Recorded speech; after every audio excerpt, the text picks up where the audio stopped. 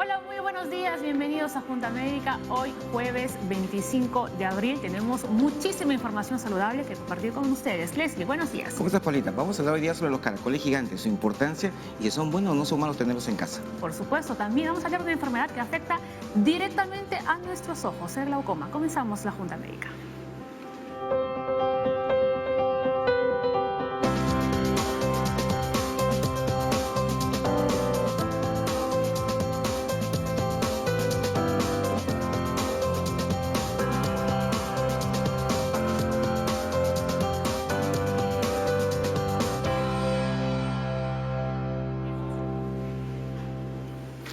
¿Qué tal? Paulita, ¿sabías tú que existen unos caracoles grandotes, gigantes? Hace muchos años, en la parte de la Sierra Central de nuestro país, había estos caracoles, pero no había muchos de estos. Los han traído, los comenzaron a manejar como mascotas y ahora mucha gente quiere comérselos, pero realmente no sirven. No son comestibles, Leslie, y por lo que yo había leído es que estos caracoles básicamente se alimentan de la basura. Así es. Y son transmisores de parásitos, ¿no?, para nosotros, los humanos. Incluso el mínimo contacto, ¿no?, con los caracoles, ¿no?, podría ya habernos infectado de algún tipo de enfermedad. Claro, lo que pasa es que cuando los trajeron son unos caracoles grandes que miden entre 12 y 20 centímetros, que en teoría si tú los comes tienen bastante carne. Pero desafortunadamente la forma de crianza al aire libre, como tú mencionas, hace que camine por todas partes y todas las bacterias que existen en el suelo, en la tierra, tienen bacterias, tienen parásitos y los pueden agarrar. Y la babita lo va a tener pues a las bacterias vivas, tú los agarras y al toque te puedes contagiar de alguna enfermedad grave. Una zona, por ejemplo, Leslie, donde aparecen muchos estos caracoles, ¿no?, es en Pucallpa. Enseguida vamos a tener un enlace en vivo con nuestro compañero Greguarros desde allí para que nos informe cómo está la situación en este momento con los caracoles gigantes, ¿no?, porque están intentando extinguirlos, en todo caso, ¿no?, erradicarlos, ¿no?, de esta zona, porque se han multiplicado demasiado rápido. Estos caracoles, cada vez que ponen huevos, se ponen más o menos entre unos 200 a 500 huevos y se aparean como 6 veces al año. Al año tienen muchos hijitos y cada uno se va a autofecundar. Y lo segundo, la última vez que hicieron una limpieza se llevaron más de 6 toneladas de caracoles. Wow, entonces se reproducen, ¿no?, demasiado rápido. También vamos a hablar aquí en Junta Médica, ¿no?, de Uruguay, porque Uruguay va a exportar su primer lote de marihuana medicinal. Uruguay también quiere, ¿no?, posicionarse, ¿no?, como el Reino Unido, por ejemplo, ¿no?, que es uno de los países que también exporta la marihuana medicinal. Uruguay lo quiere hacer en este caso en América Latina. Claro, ellos tienen ya la legalización de este producto y lo que hay que hacer ahora es ver la calidad que contiene, la utilidad que tiene realmente. Los colegas neurólogos tienen que chequear exactamente qué utilidad van a hacer. ¿Por qué? Porque no hay estudios todavía muy grandes que nos puedan decir si esta marihuana medicinal, que en algunos casos es muy buena, pueda ayudar en todas las enfermedades o solamente en algunas en particular. Claro, ¿no? Y luego también con los próximos programas de Junta Médica veremos si en el Perú también, ¿no?, se podría colocar como un exportador de esta marihuana medicinal, ya que se ha aprobado, ¿no? Bien, también vamos a hablar aquí en la Junta Médica, celebramos el Día del ADN. Leslie. Así es. El ADN es la molécula que lleva la información genética de las personas. Si yo tengo los ojos azules o verdes o negros, está en el ADN. Soy alto, flaco, está en el ADN. Tengo la piel blanca, morena, soy chinito, está en el ADN. Incluso el ADN la predisposición a diversas enfermedades también está en el ADN, en nuestros genes. Claro, nuestros genes. Justamente se celebra el Día del ADN ahora porque fue en esta fecha que se descubrió la forma que tiene y justamente ya se ha hecho un genoma humano donde nos dice qué bases o qué enfermedades puedo tener yo y por lo tanto puedo ya prevenirlas e ir tratándolas en el camino. Contaremos aquí en Junta Médica con un invitado, ¿no?, el investigador y médico Heiner Guío, para que nos pueda explicar o dar mayores detalles, ¿no?, sobre un estudio, un proyecto de ADN en Caral, nuestra ciudad, ¿no?, milenaria, ¿no?, más antigua de aquí en Perú. América. ¿Y cuáles son, mejor dicho, los nuevos descubrimientos? Porque este estudio ya se viene haciendo hace algunos años, ¿no?, y qué es lo nuevo que hay ahora nos va a contar, ¿no?, nuestro invitado enseguida. Muy bien, ahora sí ya podemos, antes de continuar con el programa, tenemos que presentar a la Junta Médica del día. Ya lo habíamos anunciado, ¿no?, al inicio del programa, que nuestro tema, ¿no?, de hoy es el glaucoma. Nos centramos en nuestros ojos y en una enfermedad que se conoce como el ratero silencioso de la visión, ¿no?, el glaucoma, porque prácticamente el glaucoma puede que no tenga muchos síntomas, ¿no? Y las personas no se dan cuenta que están perdiendo visión porque pierden la visión periférica. Nuestros doctores que están ahí ya sentaditos al otro lado del set, ¿no? Nos van a contar con todo detalle más adelante. Y como siempre, les decimos, estamos en vivo, así que pueden enviarnos todas sus consultas a las redes sociales, ¿no? A través de nuestra cuenta en Facebook y también del Twitter. O si no, Leslie, pueden llamarnos a nuestra línea médica, que tú ya te la sabes de memoria. ¿Cuál es? A ver. Por supuesto. El 619-0747. 47. Ya saben, pueden preguntarnos sobre todos los temas que vamos a abordar aquí en la Junta Médica. Y les estábamos comentando, ¿no?, con Leslie, que Uruguay va a exportar su primer lote de marihuana medicinal y tenemos una nota sobre esto. ¿Todavía no tenemos la nota? Bueno, entonces seguimos conversando, Leslie, claro, todavía sobre este tema. Sí, mira, la marihuana es, en la parte medicinal, se ha hecho muchas personas la utilizan para enfermedades neurológicas. Aparentemente hay ciertas sustancias, claro, ciertas sustancias que están mejorando la calidad de vida de las personas y que está mejorando en todo aspecto el desarrollo de la medicina. Sin embargo, faltan estudios grandes. Entonces serían estudios en los cuales yo diga, yo he tratado pues aquí 50, 100, 500 personas y sí funciona en el 10% que tienen tal tipo de enfermedad, en el 20% en tal tipo. Entonces todavía es un poco experimental realmente tener esto, pero sí ayuda. Entonces la idea es seguir investigando, uno, que los neurólogos que son encargados básicamente de quienes van a prescribir, según la ley que ha salido acá en Perú, van a tener que un especialista certificar el pedido, la cantidad para poder administrarla y después pues ya tendremos a nivel de todas partes realmente para qué funciona, si sirve o no sirve, y si funciona, usarla, pues es algo muy bueno, y lo tenemos en Perú también. Tú como médico, por ejemplo, ¿no?, en la comunidad médica, ¿hay aceptación por la marihuana medicinal? Sí, de aceptación, de haber aceptación, hay aceptación. Ajá. Lo que pasa es que como no hay estudios grandes, yo no puedo decir a alguien que tenga la enfermedad X, si a uno le funcionó, decirle a otro, te va a funcionar, porque no hay algo grande. Entonces podría funcionarle. En ese nivel estamos todavía con la marihuana médica. Entonces, bueno, todavía sí, pero se puede utilizar. Nos queda bastante por aprender. Bueno, ahora sí, nos vamos en directo, ¿no?, desde la Junta Médica hasta Pucallpa, porque allí se encuentra nuestro compañero Gregoire Ross para contarnos, ¿no?, todo este asunto sobre los caracoles gigantes africanos en esta zona del país. Hola, Gregoire, ¿cómo estás? Buenos días, adelante.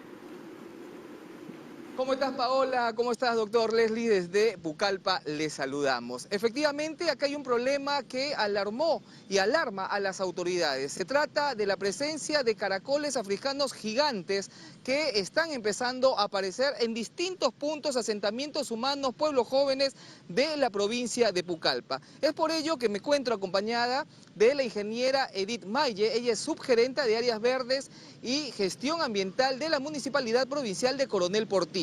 ¿Qué es lo que está ocurriendo? A raíz de la presencia de estos caracoles gigantes, la Municipalidad de Coronel Portillo y el SENASA se han juntado y vienen realizando campañas de sensibilización, pero sobre todo de ubicación y erradicación de estos caracoles africanos gigantes para de esta manera proteger a la población porque son un peligro para la salud. Ingeniera, bienvenida a Junta Médica. Coméntenos, ustedes como municipalidad y el SENASA como una entidad del Estado vienen realizando trabajos para ubicar estos caracoles gigantes, pero sobre todo están realizando una campaña de sensibilización. Así es. Bien, buenos días. Es importante que este medio llegue a Pucallpa a informar a la población. Si la municipalidad, Coronel Portillo, ¿no?, el alcalde Segundo Pérez Collazos, es una de las personas que quiere que Pucallpa sea un lugar verde. Entonces, visto esto, nosotros intervenimos los parques en los diferentes asentamientos humanos. Ahí es donde, ¿no?, han empezado a aparecer. Ahí hemos encontrado este tipo de caracol, pero hasta esa fecha no sabíamos que era este caracol gigante. Entonces, en coordinación con SENASA, una capacitación con ellos, ¿no?, hemos podido diferenciar y ubicar esto. Es decir, que ustedes desconocían cuál era el peligro de la presencia de estos caracoles gigantes. Así es, desconocíamos y la gente pues lo tomaban con la mano sin protegerse, ¿no? Entonces, después de esta capacitación, hemos ingresado a diferentes asentamientos humanos ya con la única finalidad de sensibilizar. Especialmente tenemos a las personas que trabajan en el área verde, parques y jardines, el personal de limpieza y llega a los diferentes puntos de la ciudad, ¿no?, sensibilizarles a ellos cómo debe ser el manejo de esto y cómo se diferencia entre el churo y este caracol africano. Ahora, ¿no? antes de pasar a la diferencia, ¿qué tan peligroso es poder manipular estos caracoles africanos gigantes sin la debida protección? Mira, por bibliografía, ¿no? y capacitaciones que tenemos, si manipula sin la protección, ¿no? tiene una gran cantidad de bacterias y parásitos. Es más, ¿no? con simplemente manipular, la persona se puede infestar de una cantidad de parásitos. Es más, provoca las bronquitis, ¿no? Entonces, tenemos que saber estas cosas que al ser humano le causa un impacto terrible a la salud. Entonces, tenemos que proteger a nuestros trabajadores principalmente porque son ellos los que manipulan y después decir a los pobladores donde llegamos que estos caracoles pues traen consecuencias si los manejamos sin la protección debida. Usted sabe que el Perú llega a todas partes, a toda la Amazonía. En este momento son muchos los pucalpinos que nos están viendo, nos están escuchando. ¿Cuál sería la recomendación para aquellas personas quienes en estos momentos van a su huerta, van a un parque y encuentran un caracol completamente distinto a lo que están acostumbrados a ver? Sí, muchas veces los niños, posiblemente las personas adultas netas de aquí de Pucallpa, pues conocen un churo, ¿no? que es comestible y la diferencian con el caracol que no es comestible. Pero especialmente los niños aún no conocen y lo hacen como mascotas o juegan con ellos. Entonces nosotros estamos viendo que el caracol, ¿no? africano tiene una hendidura. Este caracol puede crecer hasta 20 centímetros y puede ser muy grande, se parecen a churo. Pero el churo es solamente una caparazón muy lisa y cóncava, ¿no? Esa es la diferencia entre el caracol africano y el churo. Entonces, con la población hacemos el trabajo en campo y explicamos a las personas a dónde estamos llegando, ¿no? a los asentamientos humanos. Ahora, también se tiene entendido que a través de estos caracoles gigantes africanos se puede contraer la leptospirosis porque estos caracoles viven en la basura y comparten incluso lugar con las ratas. Sí, no solamente con las ratas, ¿no? Su hábitat es la zona húmeda.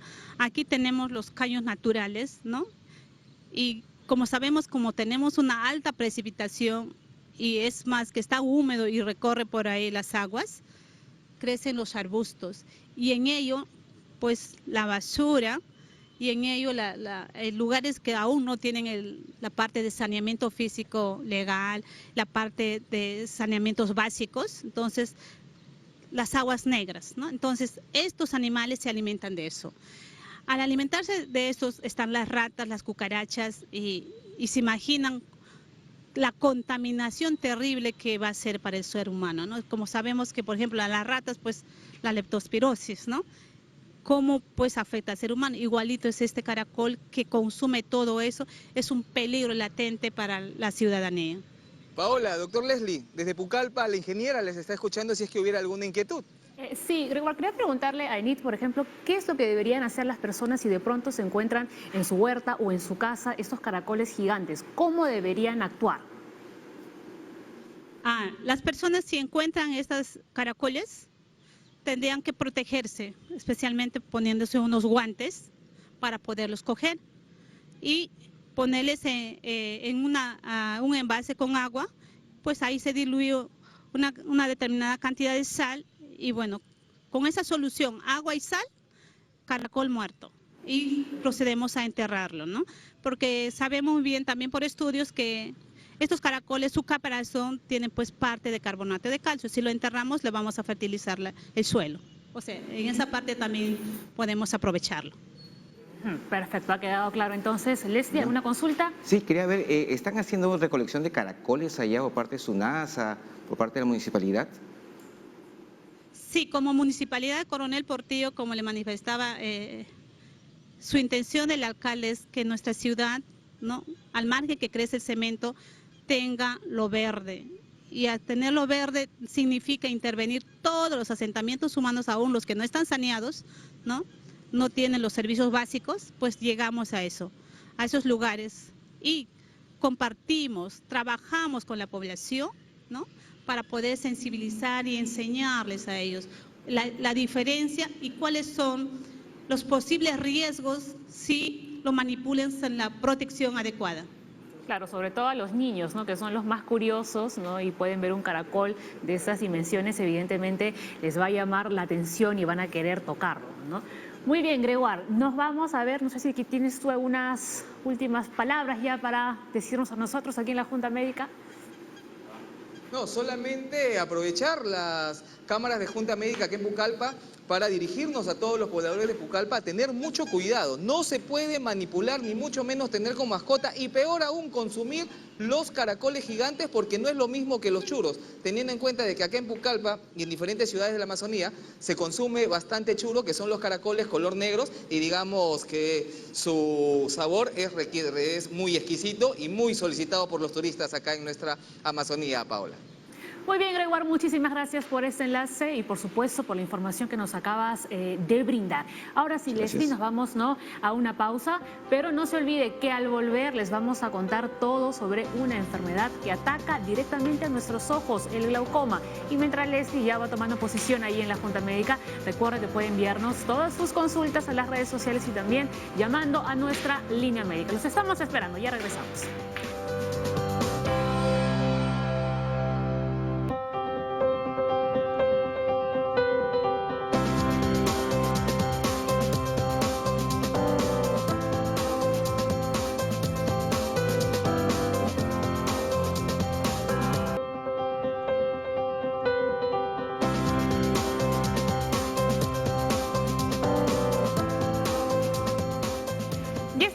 Aquí en la Junta Médica y vamos a conversar sobre nuestro tema central del día, el glaucoma, una enfermedad que afecta directamente a nuestros ojos. El glaucoma es la segunda causa común de ceguera. Generalmente se presenta en personas a partir de los 40 años. Raras veces aparece en niños y jóvenes. Esto es muy importante. Vamos a conocer a nuestros médicos que han venido hoy aquí a la Junta Médica. Antes ya se los habíamos enseñado, pero ahora vamos a presentar con nombres y cargos. A ver, está el doctor Abel Flores, oftalmólogo pediatra del Instituto Nacional de Oftalmología, del INO. Y también Santiago Encinas, oftalmólogo de adultos del Hospital Nacional Alberto Sabogal. Y también se une, ¿no?, como ya habíamos visto antes de la pausa, el doctor Leslie Soto aquí en la Junta Médica. Decíamos, doctores, que el glaucoma es una enfermedad que rara vez se va a presentar en niños y adolescentes. Generalmente no aparece entre los 40. Por ahí había leído a partir de los 60 años también, ¿no? O sea, es una enfermedad que va con el tiempo. Sí, bueno, efectivamente es una enfermedad que predominantemente aparece en los adultos. Sin embargo, diríamos, los casos más dramáticos se ven en niños, dado que la enfermedad en los niños tiene un tiempo de evolución más corta. Es decir, en los adultos la enfermedad puede esperar un poquito, entre comillas, pero en los niños en 2 o 3 meses puede haber un daño y producir ceguera. La enfermedad, como bien lo dice Abel, se puede presentar en cualquier etapa de la vida, ¿no? La incidencia del glaucoma se vea mayor en adultos y a partir de los 40 años va incrementándose esa incidencia y cada década de la vida es mucho más frecuente. Por lo tanto, es más frecuente encontrar pacientes de 60, de 70, de 80 años con glaucoma que pacientes de 40, pero no excluye el resto de etapas de la vida. Claro, ¿no? Para hablar en términos generales, cuando hablamos de esta enfermedad del glaucoma, ¿se refiere a una presión alta en los ojos o en el ojo? El glaucoma es el daño permanente, crónico, progresivo al nervio óptico, que en la mayoría de casos se relaciona con el aumento de la presión ocular, pero no es un factor digamos, excluyente el tener la presión normal para quien me pueda dar glaucoma. Por lo tanto, yo puedo tener glaucoma sin tener la presión ocular elevada. Eso es importante saberlo, ¿no? O sea, que no siempre es un síntoma que va a estar relacionado con la enfermedad. Claro, correctamente. Es interesante, podemos aprovechar acá esta maqueta que trajo Santiago. Y fíjense ustedes, el nervio óptico viene a ser esa estructura. ¿Y el nervio óptico cuál es la importancia? Que el nervio óptico viene a ser una conexión entre el ojo y el cerebro. En realidad, el órgano que ve es el cerebro. Los ojos son solo cámaras que captan la información, ¿correcto? Entonces, esa información el ojo le envía al cerebro a través de esa estructura que es el nervio óptico. Y el glaucoma viene a ser una enfermedad que daña esa estructura. Imaginemos que tenemos un cable, el cable de la cámara. Si se corta el cable, entonces se va la imagen, se va la visión. Y como decía Santiago, la presión intraocular elevada es el factor de riesgo más importante, pero no es el único. Entonces, ahí, diríamos, la importancia de hacer otro tipo de estudios. Claro. Yo decía antes que al glaucoma se le conocía como el ladrón silencioso de la visión.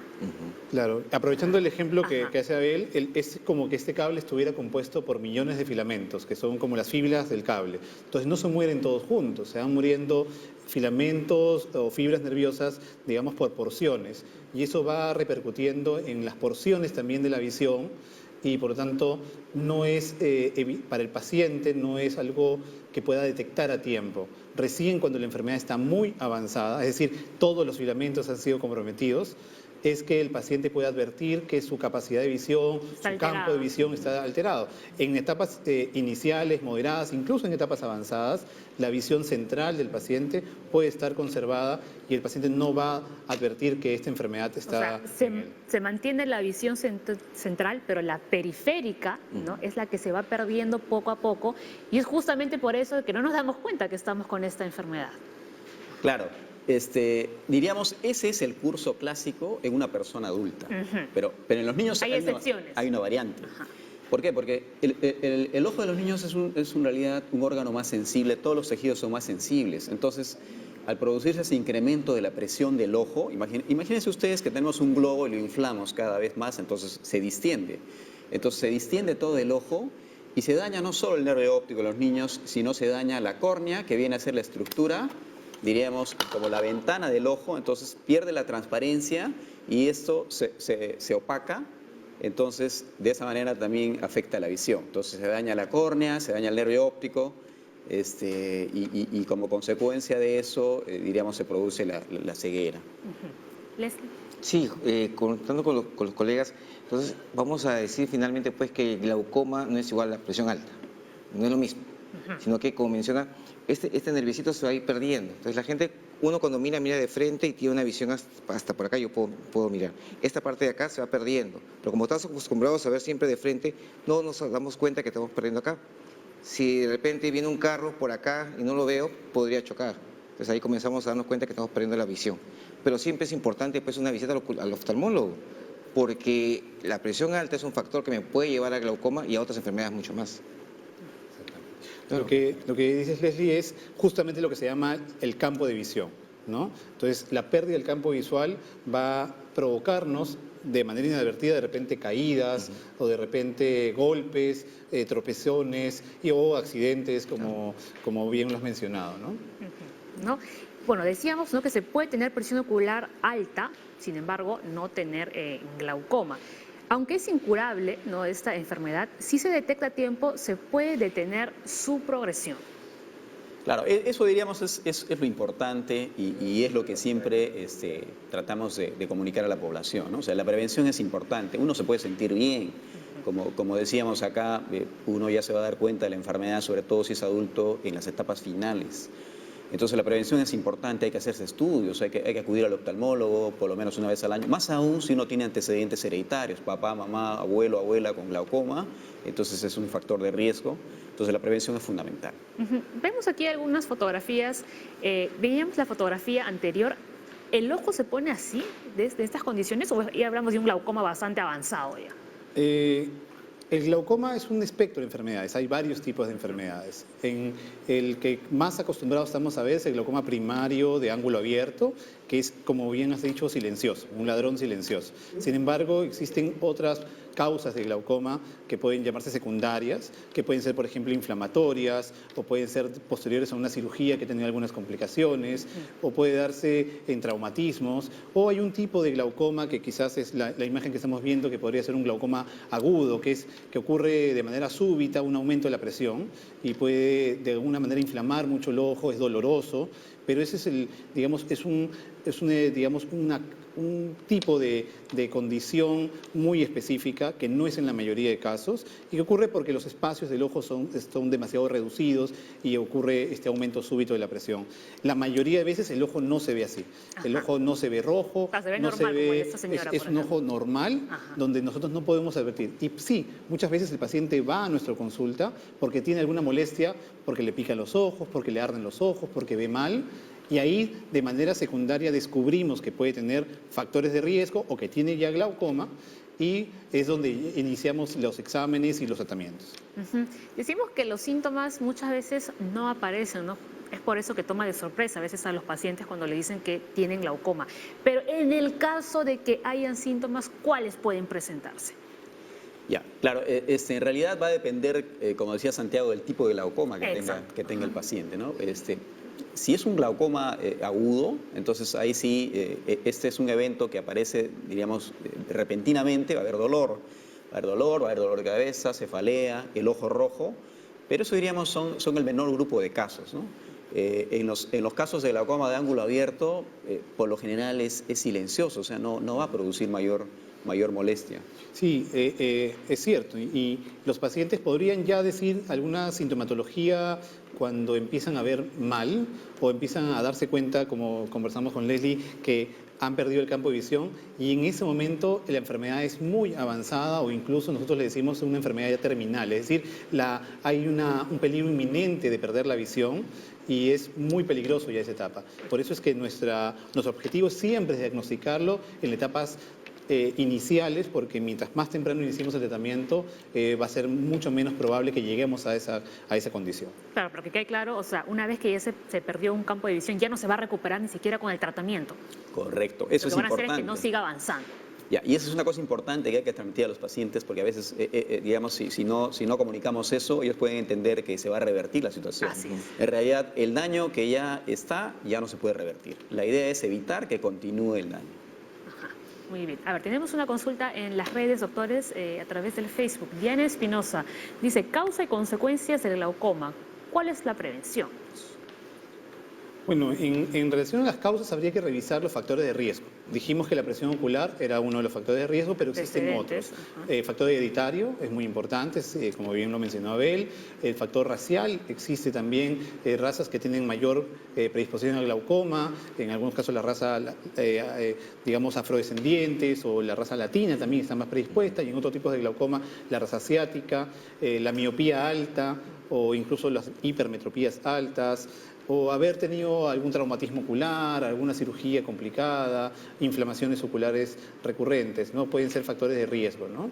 En relación a la prevención, como hemos visto, una detección temprana podría ser algo mayor que la prevención en sí. Y es ahí cuando fallamos realmente, ¿no? Porque yo creo que acudimos al médico, a veces al médico en general, pero muy pocas veces vamos al oftalmólogo.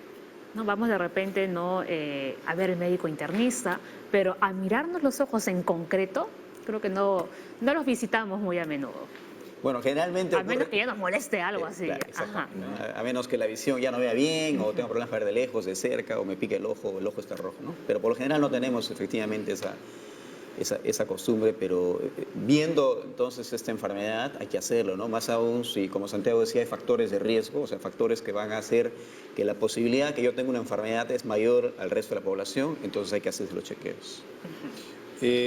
Muchos pacientes, muchas personas van al oftalmólogo a medirse la vista, o incluso ya no van al oftalmólogo, sino a otros profesionales que pueden medir la vista. Pero eso no es suficiente para decir que mis ojos ven bien o están bien, están sanos. La salud ocular, en muchos de los casos, no está determinada por solamente ver bien, porque el ojo es tan maravilloso que permite compensar algunas deficiencias. Entonces, cuando yo examino a un paciente, tengo que determinar que está sano cuando yo no encuentro una enfermedad, que detectada a tiempo, en el caso del glaucoma, es fundamental para el pronóstico, ¿no? Eso es cierto, ¿no? Yo escucho a personas que dicen, no, pero yo veo perfectamente, ¿no? Y piensan que la salud ocular está ok. Sí. Y sin embargo no es así, ¿no, Leslie? Sí, cuando van, por ejemplo, al médico internista, los pacientes van porque hace tiempo, porque ni siquiera te dicen un mes, 2 meses, no, tiempo que veo así, doctor. Pero ahora vienen porque se ha empeorado. Y a la hora que mandamos al oftalmólogo, pues ya están bien avanzados. Eso es lo malo. Tenemos mala costumbre de ir al médico solamente cuando ya tenemos algo que nos está causando demasiado problema. Cuando el problema es muy leve, no voy, porque todavía puedo seguir trabajando. Pero ya avanzó un poco más y no. Esta enfermedad, afortunadamente, podemos detenerla si va a la detección temprana, pero a veces llegan pues muy tarde y con el tratamiento todavía te dicen, no mejoro, por más que uno le explica, hubiera venido más temprano, hubiera mejorado mucho más. Pero el tratamiento funciona para que no siga avanzando, ¿no? ¿Y cómo es el tratamiento, ¿no?, para el glaucoma? Ya. ¿O cuáles son los tratamientos? Claro, del glaucoma? existe, diríamos, un tratamiento médico y un tratamiento quirúrgico. El tratamiento médico está básicamente enfocado, diríamos, a la aplicación de gotas, ¿no es cierto? Para que tienen como objetivo reducir la presión ocular. Y el tratamiento quirúrgico se reserva para algunos casos. En el caso de los niños, por ejemplo, fundamentalmente es tratamiento quirúrgico, es decir, cirugía. Existen diferentes tipos de cirugías. ¿Las gotas se aplican de por vida? Sí, tienen que aplicarse de por vida. Digamos, el tratamiento farmacológico es quizás el primer escalón de tratamiento en la mayoría de casos y casi siempre complementa el resto de tratamientos, ¿no? Son drogas en gotas que van a ser aplicadas diariamente, a veces 2 veces al día, a veces 1 vez al día, pero es por vida, ¿no? Existen otros tratamientos que, por ejemplo, también son láseres, que también pueden ayudar a remodelar internamente el ojo en las porciones donde están la dinámica de líquido ocular que produce la presión ocular. Y por último, existen tratamientos quirúrgicos que ya tenemos que modificar la anatomía del ojo y en donde muchas veces nos permiten de alguna manera reducir mucho más efectivamente la presión intraocular y poder, obviamente, con esto tratar la enfermedad de manera más efectiva. ¿Y cuándo, por ejemplo, una persona es apta, ¿no?, para un tratamiento quirúrgico?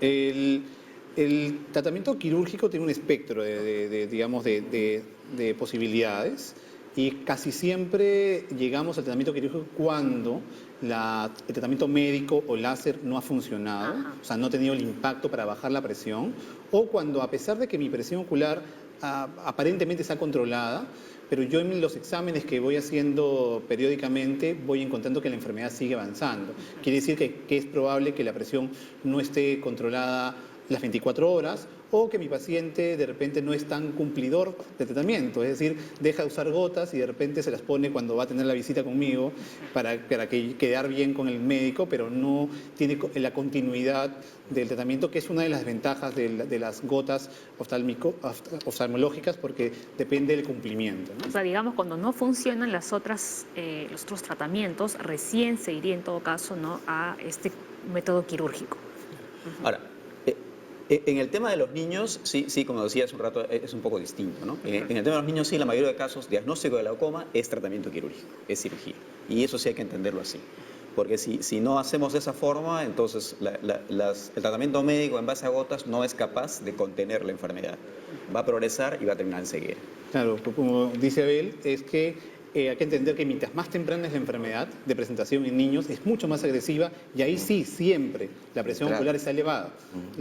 Los casos donde la presión ocular no está elevada generalmente son adultos mayores, ancianos. En cambio, en niños y jóvenes siempre la presión está y muy elevada. Entonces, es muy probable que el tratamiento médico o láser no sea suficiente y el tratamiento quirúrgico es fundamental. Obviamente, para eso ya hay oftalmólogos pediatras como Abel que son especialistas en estos casos y pueden darle solución quirúrgica a tiempo, ¿no?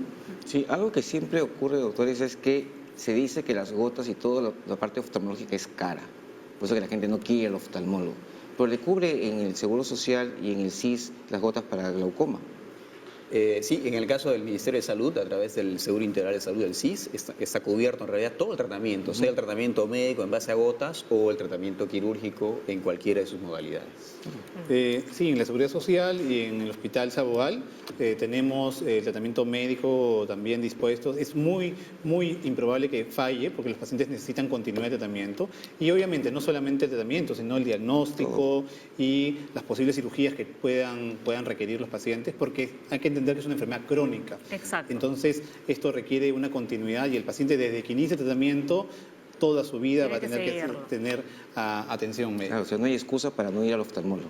Perfecto, doctores. Vamos a la pausa, ¿no? Pero vamos a ir recibiendo consultas, ¿no?, para que ustedes puedan responderlas después. Leslie, hacemos un pequeño corte comercial, ¿no? Pero al volver, ya lo saben, vamos a conversar porque vamos a celebrar aquí en la Junta Médica el Día del ADN. Ya volvemos.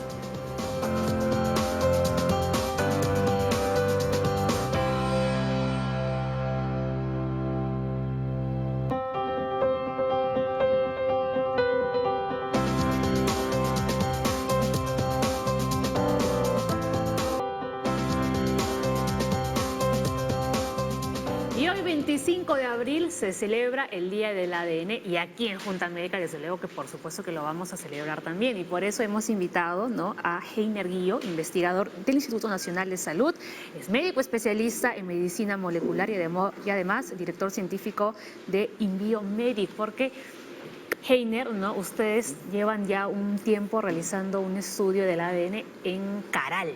Así es.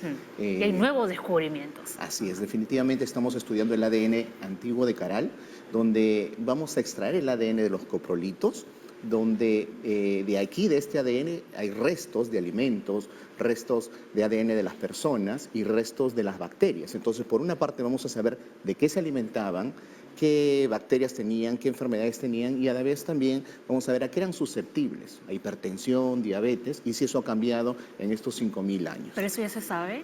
No, ¿Cuáles todavía eran no las se sabe. enfermedades No, que todavía no se tenían los sabe. pobladores Es de el Caral? primer estudio que vamos a realizar en Perú acerca de la susceptibilidad genética de los primeros habitantes que poblaron Perú. ¿De qué forma nos podría servir, por ejemplo, esta investigación, ¿no? Saber qué tipo de enfermedades sufrían los pobladores que vivían en Caral. Bueno, muchos de los pobladores, los primeros habitantes que hemos llegado a Perú, hemos venido de África. Eso ha pasado más o menos cerca de 150.000 años de migración. En ese transcurso nosotros nos hemos ido adaptando a los ambientes, ya sea los ambientes fríos, calientes, exposiciones, diferentes tipos de bacteria. Esa información se va almacenando en el ADN ya que eso nos permite sobrevivir. Entonces, queremos saber cómo llegaron los primeros habitantes, en qué situación, y esto cómo se ha ido dando en el transcurso de los años después de que hemos llegado a Perú. Pero cómo íbamos cambiando.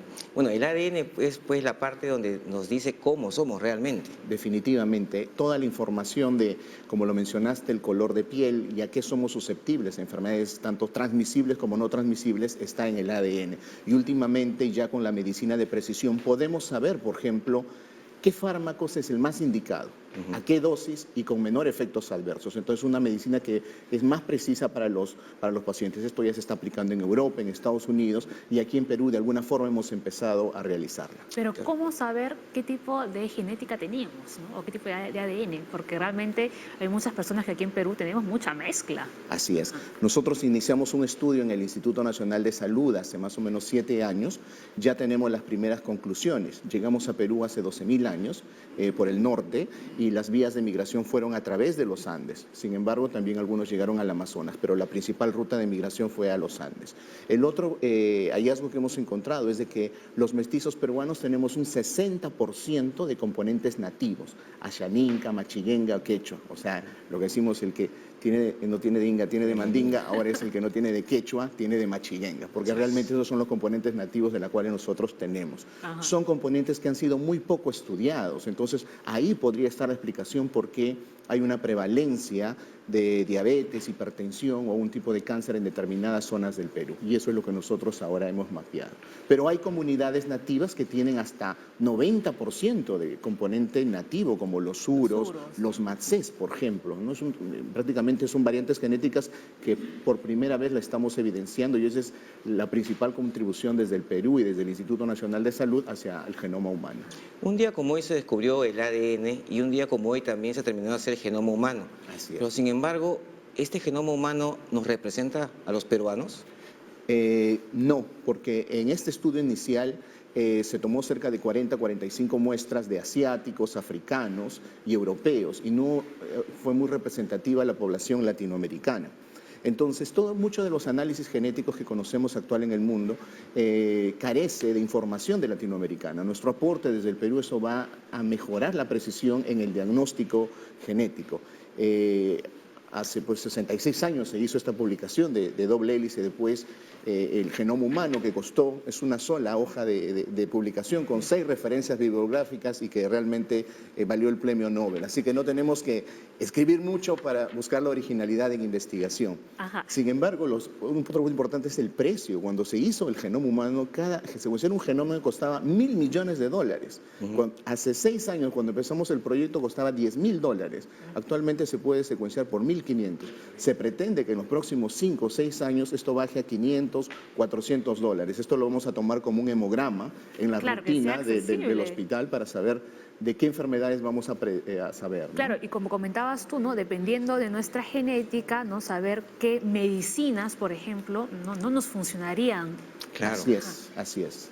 Personalizar el tratamiento y oportunamente cambiar nuestro estilo de vida si es que tenemos un riesgo para desarrollar diabetes, hipertensión o un tipo de cáncer. Los tratamientos y chequeos deben ser más precisos. Sí, se usa mucho ahora esto, por ejemplo, en VIH. En VIH hacemos genotipaje para los pacientes que están fallando y justamente nos dice qué genes tiene para ver susceptibilidad y resistencia a los antivirales. Entonces, de mucha ayuda. Así es, definitivamente. Hay estudios en VIH, en hipertensión, en tuberculosis y aquí en Perú tenemos que poner atención a que la tercera parte de la población vive sobre los 2.500 metros de altura. Tenemos una población en la selva que está expuesta el 60% a parasitosis, a 1 y a 10 tipos de parasitosis. Entonces, ellos están conviviendo de una manera distinta, donde su ADN está interactuando con el ambiente y eso falta estudiarlo. Sí, tenemos una pregunta, Heiner, ¿sí? Para ti. Dice Daniela Hernández, ¿cómo ven en el futuro en el campo de la ingeniería genética aplicado en humanos? Definitivamente bueno, primero que los costos están disminuyendo muchísimo. Te comentaba que en 5 o 6 años esto va a bajar a $500, $400. Ya nosotros, así como vamos al hospital para que nos tomen una glucosa, un hemograma, un examen sencillo, ya vamos a dar nuestro ADN para que definitivamente nos hagan un chequeo y nos digan, usted tiene tanto de riesgo para desarrollar hipertensión, diabetes y tiene que cambiar su estilo de vida. Mientras más pronto tengamos estos análisis, mejor va a ser nuestras medidas para mejorar y no se desarrolle esta enfermedad. ¿Hay algún hospital aquí en Perú que ya está realizando eso? ¿O que está evaluando, mejor dicho? Hospitales no, todavía Clínicas. Recién eso está ingresando por la parte privada, como ingresan toda la tecnología, como ingresaron las tomografías, resonancia, de alguna forma, pero ya es accesible al menos a la población peruana. Solo tenemos genotipaje para VIH nada más, a nivel INS. Así es. Sí, Guido nos había traído, miren, esto es interesante, tenemos acá material que están distribuyendo. Así es. No, Porque en versión el ADN, cómic. En versión cómic. Ajá. Porque básicamente hablar de ADN a veces es difícil, hablar de las bases nitrogenadas, todo, pero en este libro que se va, básicamente, nos van informando qué cosa es el ADN con este Dr. G, qué es el ADN, para qué sirve, cómo funciona y realmente qué somos nosotros finalmente. Definitivamente la medicina predictiva es la que va a tomar el campo de la medicina en los próximos años. Entonces hay que preparar a los niños y a la población qué es el ADN. Y de una manera bien asequible, un lenguaje bastante rápido de entender y hemos diseñado este cómics de una manera sencilla de entender para que se vayan familiarizando con estos temas. Pero qué importante, ¿no?, que por ejemplo estén repartiendo esta clase de contenidos. ¿En dónde los están dejando para que los niños puedan acceder a ellos? Estos lo hemos desarrollado a través de Inbiomedic, que tenemos un programa social y pueden ser también visitar nuestra página web www.inbiomedic.com y de ahí los pueden descargar o solicitarnos la versión impresa para los colegios donde gratamente podemos repartirlo. Por supuesto, porque de una forma muy simple, ¿no? Se pueden informar, pero como decía Leslie, ¿no?, a veces simplemente de hablar de ADN nos puede generar toda una serie de confusión y pensamos que es un tema bastante complicado para poder entenderlo, ¿no? Así es, así es. Bueno, yo creo que todo cada cosa compleja se puede utilizar un lenguaje sencillo para saber llegar a esta información. Y eso es lo que hacemos aquí en Junta Médica, ¿no? Tratar, ¿no?, de utilizar el lenguaje más sencillo posible, ¿no?, para que todos nos puedan entender. A ver, Leslie, nos vamos a la pausa. Heiner, muchísimas gracias por haber estado aquí en Junta Médica. No, gracias a ustedes. Grato de volverte a ver después de muchos años después de la universidad. Y felicitaciones por aquí todos se conocen. Definitivamente para llegar a la población educando en medicina. Contentos además porque hayas venido, porque contigo hemos inaugurado nuestro bloque científico. ¿Qué te parece? ¿No? Parte de las novedades de aquí de Junta Médica. Nos vamos a la pausa. Antes tenemos una pregunta para los doctores. Magali Pretel, a ver, doctores, ahí en la Junta Médica, dice, si uno está recuperándose de una úlcera corneal, ¿es más propenso a sufrir glaucoma? Enseguida los médicos los van a regresar porque al volver respondemos con todas sus consultas. Ya regresamos.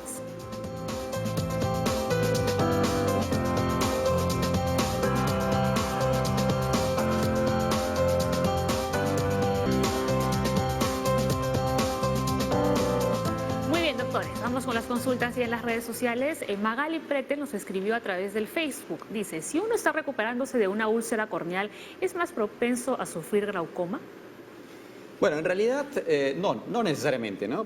La mayoría de las úlceras corneales en realidad son infecciosas, ¿no? La mayoría. Entonces, no necesariamente una infección va a desencadenar en glaucoma, a no ser que por allí existe una queratitis, una úlcera producida por un herpes, un virus, que es el virus del herpes, y ese sí a veces puede estar asociado, pero no es común. Muy de acuerdo con Abel, pero también de aprovechar la pregunta para decirles que muchas veces las infecciones, en general no una úlcera, pero las infecciones suelen ser acompañadas de tratamientos a base de corticoides. Entonces, estos corticoides suelen ser aquellos antiinflamatorios muy potentes, pero si son usados de manera prolongada y son usados de manera, automedicada por el paciente, podrían llevar a un aumento de la presión ocular y producir, sí, una mayor predisposición al glaucoma. Generalmente las úlceras no se utilizan, pero cabe la pregunta para poder un poco instruir, ¿no? Ajá. Los corticoides traen muchos efectos secundarios, ¿no? Sí, claro. Pero cada vez que un colega hace un diagnóstico y un tratamiento, le dice al paciente qué debe de hacer y qué no debe de hacer. Entonces, deben tener mucho cuidado de prestar mucha atención a su médico, porque justamente las indicaciones van a evitar que tenga algún tipo de problemas como el que tenemos ahora del glaucoma. Tenemos otra consulta también que nos ha llegado. A ver, Silvia Ramos, me diagnosticaron glaucoma porque mi nervio óptico es blanquecino, mi presión ocular fluctúa entre 11 y 12. Me dieron gotas para glaucoma, pero necesito información para saber si el tratamiento es correcto. Cuando uno diagnostica glaucoma, hace algunos exámenes para poder hacer como un estadiaje, saber en qué tan severo es mi enfermedad. Y yo le voy a poner a ese estadio una meta para bajar la presión, es decir, esa es la presión a la que yo quiero llegar. Si yo he cumplido con esa meta, puedo decir que el tratamiento es correcto y lo voy a comprobar en el tiempo, cuando yo haga exámenes de control y vea que el daño no ha aumentado, ¿no? Entonces ahí es donde yo puedo decirle al paciente, efectivamente el tratamiento es el adecuado y estoy llegando a la meta que quiero, que es que mi enfermedad no empeore. Sin embargo, si yo veo que la enfermedad está empeorando, como hemos dicho, habría que buscar si hay otras alternativas de tratamiento, invasivas o no invasivas, para poder disminuir esta progresión de la enfermedad. Doctor Abel. Claro, es importante la pregunta porque acá lo fundamental es el seguimiento, ¿correcto? O sea, si se da solo el tratamiento y no hay seguimiento, no va a haber forma de saber si el tratamiento es correcto o no. Entonces es importante cumplir con el seguimiento y, como decía Santiago, para poder determinar con las pruebas complementarias si es que estamos logrando controlar o no la enfermedad. Yo simplemente concuerdo con los colegas, el paciente va y tiene que seguir el tratamiento. O sea, es cita mensual, cada 2 meses, cada 3 meses, cada 6, depende de cada estadiaje que le van a hacer de acuerdo a los estudios, pero tiene que continuar. Mucha gente dice, no, pues si voy a ir para que me dé lo mismo. No, porque en esa cita van a ver si avanzó, retrocedió, alguna otra complicación y otra cosa más que puede aparecer. O sea, el tratamiento, diagnóstico y seguimiento es fundamental para poder combatir esta enfermedad. Muy bien, seguimos con las consultas. Hemos recibido una llamada telefónica desde Trujillo. Miren, doctores, nos están viendo en la Junta Médica, ya lo saben, a nivel nacional. Armando, tengo 55 años y el ojo izquierdo nubloso. Me han recetado gotas y no me puedo operar porque dicen los doctores que tengo cataratas muy pequeñas. Hace 4 meses que ya tengo este problema. ¿Qué puedo hacer? Bueno, al parecer el caso del señor Armando corresponde a una enfermedad, como él mismo nos dice, que es la catarata, ¿no? La catarata viene a ser otra enfermedad que diríamos es una opacificación del cristalino, que es una estructura más interna en el ojo. Ahí no hablamos de glaucoma. Claro, no tiene relación necesariamente con el glaucoma, ¿no? Entonces más parece ser ese el caso. Y probablemente la catarata que tenga todavía no produce un deterioro significativo de la visión y por eso es que no le recomiendan la cirugía. En muchos de los casos, los pacientes que ven borroso suelen asociar las enfermedades que más conocen. Las cataratas son una enfermedad más conocida. Entonces el paciente va y dice, yo veo borroso, quiero que me operen las cataratas porque tengo una opacidad. Sin embargo, si el interior del ojo, como hemos visto, toda la parte interna del ojo, puede ser la mácula, la retina, o en este caso que hemos hablado de glaucoma, el nervio óptico, están dañados, por más que yo opere esa catarata, mi visión no se va a recuperar. Y muchas veces no es el problema de opacidad de medios, sino es ya, como diríamos, el receptor que está dañado. Entonces es importante explicarle a ese paciente cuál sería el motivo por el cual ve el borroso, y es por ello probablemente que operando una catarata que probablemente no es todavía muy avanzada, no va a haber una diferencia en su capacidad de visión. Perfecto, ya vamos con la última consulta. Esta nos llegó desde el Twitter, Marlene Fernández. Siempre escucho hablar de glaucoma, pero nunca de leucoma, perdón, y quisiera saber en qué consiste esta enfermedad. Me la detectaron en el Instituto Regional de Oftalmología de Trujillo. Esta Leucoma. pregunta, Marlene, es una pregunta interesantísima, porque frecuentemente vemos en la consulta que hay confusión entre los términos porque se parecen mucho. El leucoma viene a ser el término que utilizamos los médicos oftalmólogos para designar a la opacidad de esta estructura del ojo que es la córnea. O sea, cuando existe esta córnea que debe ser transparente, se vuelve blanquecina, ese es un leucoma. Y un leucoma entonces es un signo clínico, no es una enfermedad. Existen muchas enfermedades que producen leucoma. Efectivamente, los términos se parecen y generalmente el paciente suele a veces confundir los términos, pero el glaucoma es una enfermedad y es de lo que hemos hablado el día de hoy. Y el leucoma, el prefijo leuco siempre significa blanco, es decir, es opacificación blanca de la córnea, una cicatriz, algún traumatismo que ha tenido, alguna infección muy severa, ¿no?, que haya tenido el paciente previamente. Perfecto, nos queda claro. A ver, Leslie, ¿algo que añadir? Nada, caso cerrado. Caso cerrado. Muy bien, ¿qué les ha parecido nuestro bloque científico que hemos hablado del ADN? Es interesantísimo porque vemos que la medicina va a ser más personalizada, más individualizada. Entonces, cada persona va a acudir a un centro médico, a un laboratorio, le van a secuenciar el ADN y vamos a saber de qué adolecemos o cuáles son los factores de riesgo de qué enfermedad podríamos tener. No, y en el campo de la oftalmología también, porque hay muchas enfermedades que son hereditarias, incluso ya hay desarrollo de medicamentos que van a modificar genéticamente para poder prevenir esas enfermedades que son genéticas, y la única forma es conociendo nuestro ADN, ¿no? Claro, claro que sí. Muchísimas gracias, doctores, por haber estado en Junta Médica. Leslie, mañana a las 9 en punto y estamos de vuelta aquí para empezar el programa. Mañana, que es viernes, volvemos con la salud mental. No se lo puede perder. Que tengan un bonito día. Chao. Chao.